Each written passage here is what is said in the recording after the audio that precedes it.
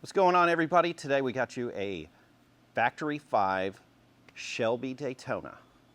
Now, if you were gonna go in and order everything you wanted on one of these, this pretty much has everything you want, including a cup holder. So just a great road course car. It only has 182 miles on this. Has a 347, air conditioning, quick disconnect steering wheel, full carpet kit, bucket race seats. It's ready to roll, and it's street legal. So, you know, you can drive it on the street, have a little fun with it, go freak your friends out. When you pull up in this thing, they're all gonna lose their mind. And then you can go straight to the track and have a blast with this car. Real knockoff wheels. I mean, what else do you want for a road course car? So if you're looking for a Factory 5 or you want to order you a road course racing car, this is the best of both worlds.